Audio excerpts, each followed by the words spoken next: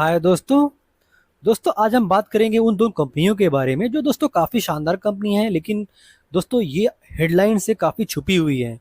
और दोस्तों आपके घर को ये कंपनियां स्मार्ट और एफिशिएंट बनाने में दोस्तों काफ़ी महत्वपूर्ण योगदान भी देती है। बिकॉज दोस्तों इन दोनों कंपनियों का बिजनेस काफ़ी स्ट्रांग है। और दोस्तों वीडियो शुरू करने से पहले एक डिस्क्लेमर भी देना चाहेंगे कि दोस्तों ये video just for study and information purpose के लिए है। और दोस्तों पहली कंपनी देखेंगे तो दोस्तों ये कंपनी कंज्यूमर इलेक्ट्रॉनिक्स का बैकएंड में दोस्तों काम करती है और काफ़ी शानदार ढंग से काम करती है। जैसे आप देखेंगे air conditioner, water dispenser, washing machine, EMS circuit board, दोस्तों ये भी काफ़ी मतलब इलेक्ट्रॉनिक डिवाइसेस में ये अंदर लगा रहता है, आपको दिखता नहीं है। लेकिन दोस्तों ये सेक्टर भी काफ़ी स्ट्रांग है और ये प्रोडक्ट भी मतलब काफ़ी इसका ग्रोथ फ्यूचर में और होने की पूरी संभावना है।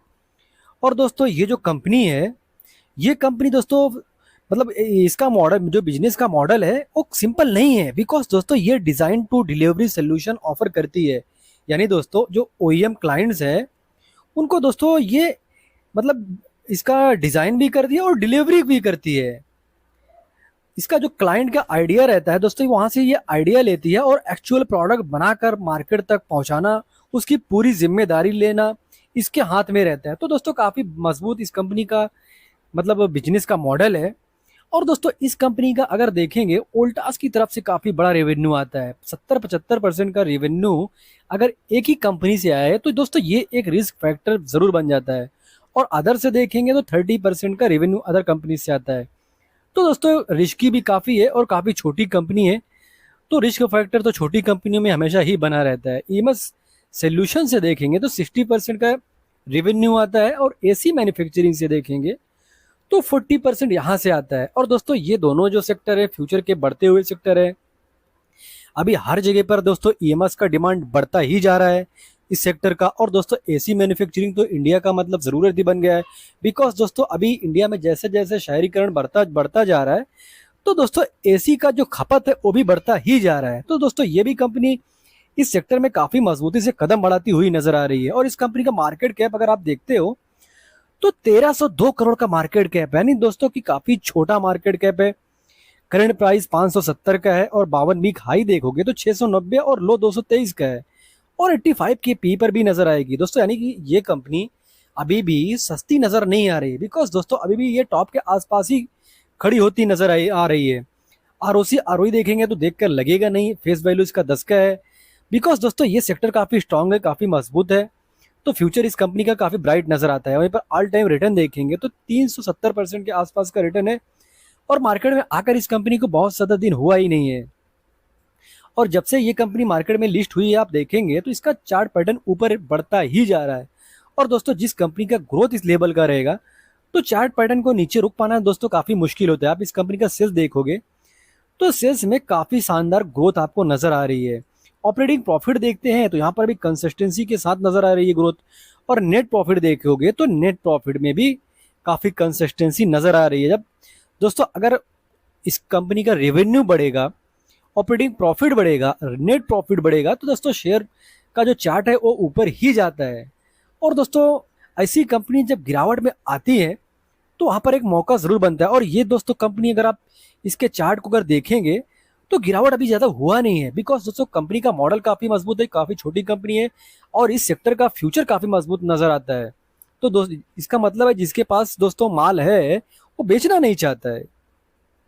जब वो बेचेगा नहीं तो गिरेगा कैसे। तो दोस्तों इंटरेस्टिंग कंपनी है, आपको इस पर फोकस रखना चाहिए।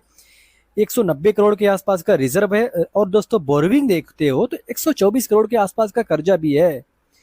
लेकिन दोस्तों बोरविंग के मुकाबले में कर्जे का ज्यादा होना छोटी कंपनी में अच्छा जरूर माना जाता है। बिकॉज दोस्तों बिजनेस को फैलाने के लिए पैसा भी लगता है।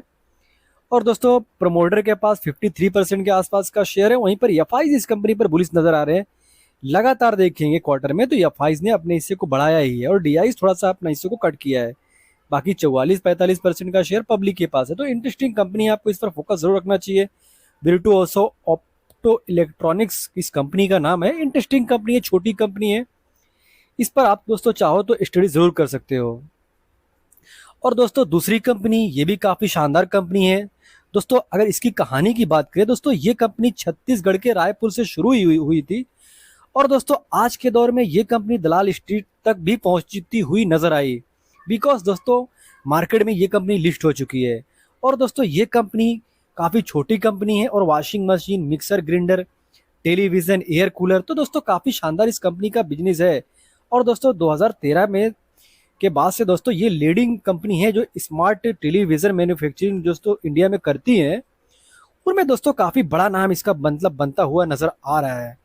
और दोस्तों ये कंपनी आप देखेंगे तो पहले इनका जो बिजनेस शुरू किया इन्होंने तो रायपुर से दोस्तों इन्होंने शुरू किया, तो इंटरेस्टिंग कंपनी है, अच्छा बिजनेस है, इस पर आपको फोकस ज़रूर रखना चाहिए। और दोस्तों ये कंपनी, अगर इस कंपनी को देखते हैं तो फैन बनाती है और स्मार्ट टीवी बनाती है दोस्तों, और गूगल की तरफ से स्मार्ट टीवी को इनको सर्टिफिकेट भी मिल चुका है। तो दोस्तों इंटरेस्टिंग ज़रूर अपने आप में ये कंपनी नज़र आती है। आप देख सकते हैं इनके प्रोडक्ट को, अगर आप नज़र दौड़ाएंगे तो आपको देखने को ज़रूर मिलेगा, और इनके प्रोडक्ट अमेज़ॉन पर, फ्लिपकार्ट पर, यहाँ पर भी बिकते हैं। तो दोस्तों यानी कि इनका अपना जो फोकस है वो काफ़ी स्ट्रांग नज़र आता है। ऑफलाइन हुआ, ऑनलाइन हुआ, तो दो दोस्तों पूरी तरीके से ये अपने आप को सेल करते हुए नज़र आ रहे हैं। और दोस्तों स्मार्ट टीवी और ये वॉशिंग मशीन, ये सब दोस्तों फ्यूचर में और भी बढ़ने वाले हैं। आप इनके प्रोडक्ट देखेंगे तो देख सकते हैं, ये सारे प्रोडक्ट दोस्तों आपको लगता है फ्यूचर में नहीं बढ़ेंगे, बिल्कुल बढ़ने चाहिए। तो दोस्तों इंटरेस्टिंग कंपनी है, आपको इस पर फोकस जरूर रखना चाहिए। मार्केट कैप इस कंपनी का 156 करोड़ का है। अगर 156 करोड़ का मार्केट कैप होता है, इसका मतलब है कि रिस्क भी बहुत बड़ा है। बिकॉज दोस्तों अगर किसी भी बड़े इन्वेस्टर्स के पास इतना पैसा रहेगा तो इस कंपनी को बढ़ा भी सकता है और गिरा भी सकता है। वहीं पर करंट प्राइस 92 के आसपास का है, 52 वीक हाई 188 का है, और 78 के पी पर नजर आ रही है। सॉरी 78 इसका 52 वीक का लो है, 27 के पी पर नजर आ रही है ना दोस्तों। ये कंपनी अपने पीयर के मुकाबले में काफ़ी रीजनेबल प्राइस पर ज़रूर नज़र आ रही है। आरओसी आरओई देखोगे तो ये भी काफ़ी ठीक ठाक है, 20% से ज़्यादा का अगर आरओसी आरओई रहता है तो अच्छा ज़रूर माना जाता है। फेस वैल्यू देखोगे तो 10 का है, यानी दोस्तों फ्यूचर में ये फेस को स्प्लिट भी कर सकती है। अगर 150-60 करोड़ के आसपास का मार्केट कैप है, अगर फ्यूचर में ये कंपनी बड़ी बनती है तो दोस्तों इन्वेस्टर्स का पैसा बहुत बड़ा बना सकती है। लेकिन दोस्तों इस कंपनी में रिस्क भी बहुत ही बड़ा है। जैसा रिटर्न इस कंपनी में बनने का बहुत बड़ा चांस है, और अगर रिटर्न नहीं बना, इस कंपनी में कुछ भी प्रॉब्लम आया, बिकॉज इस कंपनी का मार्केट का साइज काफ़ी छोटा है और इस कंपनी के ऊपर कर्जा भी काफ़ी ज़्यादा है, तो दोस्तों एक रिस्की कंपनी ज़रूर बन जाती है। अगर आप देखेंगे सेल्स, तो सेल्स में कंसिस्टेंसी ज़रूर नजर आती है। ऑपरेटिंग प्रॉफिट देखोगे तो यहाँ पर भी ग्रोथ जरूर नजर आएगा। नेट प्रॉफिट देखोगे तो नेट प्रॉफिट में भी काफ़ी शानदार ग्रोथ नजर आएगा। रिजर्व देखते हो तो 9 करोड़ के आसपास का रिजर्व है, वहीं पर कर्जा 26 करोड़ का है। यानी दोस्तों रिजर्व के मुकाबले में 26 करोड़ का कर्जा हो जाना 9 करोड़ के मुकाबले में, यानी दोस्तों रिस्क फैक्टर इस कंपनी में बहुत ज़्यादा है, और रिस्क का आपको नज़रअंदाज बिल्कुल भी नहीं करना चाहिए।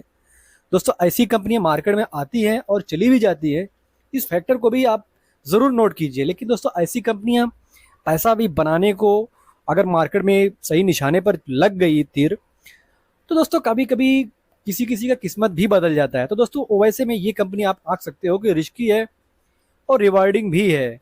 जो सबसे अच्छी इस कंपनी पर चीज़ नज़र आती है, एक तो इसका सेल्स ग्रो हो रहा है, ऑपरेटिंग प्रॉफिट ग्रो हो रहा है, नेट प्रॉफिट ग्रो हो रहा है, और दोस्तों इस कंपनी के पास, प्रमोटर के पास 72% के आसपास का शेयर है।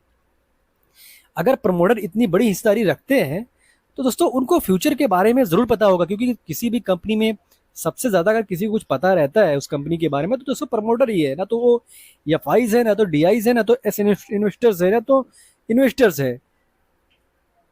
जो दोस्तों प्रमोटर होते हैं उनको ही कंपनी के बारे में सबसे ज़्यादा पता होता है। तो दोस्तों वो काफ़ी बुलिश नज़र आ रहा है प्रमोटर को। दोस्तों इनफैक्ट देखेंगे तो लगातार प्रमोटर अपनी हिस्सेदारी को छोटा छोटा ही सही लेकिन बढ़ाते हुए ही नजर आए हैं। बाकी पब्लिक के पास 27-28% के आसपास का शेयर है। इंटरेस्टिंग कंपनी ज़रूर नज़र आती है, अरहम टेक्नोलॉजीज कंपनी का नाम है। तो आप दोस्तों इन दोनों कंपनियों पर फोकस ज़रूर कीजिए, बिकॉज अमेरिका और चाइना का जैसा प्रॉब्लम अभी ट्रेड वार नज़र आ रहा है, ऐसे में दोस्तों चाइना +1 कंट्री अगर देखी जाती है तो दोस्तों वैसे में इंडिया ही निकल कर आता है। तो ऐसे में ये दोनों कंपनियां, मतलब इनके पास काफ़ी बड़ा चांस जरूर नज़र आता है कि फ्यूचर में ग्रो कर सकती है, बिकॉज दोस्तों इसका सीधा फायदा इन दोनों कंपनियों को होता हुआ नज़र आ रहा है। और दोस्तों आप भी सोचकर बताइए आपको क्या लगता है इन दोनों कंपनी का फ्यूचर कैसा रहेगा, तो कमेंट बॉक्स में ज़रूर लिख सकते हो। और दोस्तों एक डिस्क्लेमर देना चाहेंगे, I am not spiritual adviser. कोई भी बाय और सेल करते हो उससे पहले अपने फाइनेंशियल एडवाइजर से बात कीजिए, डिस्कस कीजिए, सलाह कीजिए दोस्तों, देनी कोई कॉल लीजिए। और दोस्तों वीडियो इन्फॉर्मेटिव लगी हुई हो तो वीडियो को लाइक, कमेंट एंड शेयर करें। और दोस्तों चैनल को सब्सक्राइब ना किया हो तो सब्सक्राइब भी कर ले। और मिलते हैं किसी नए वीडियो में एक नए टॉपिक के साथ। तब तक के लिए दोस्तों हैप्पी इन्वेस्टिंग।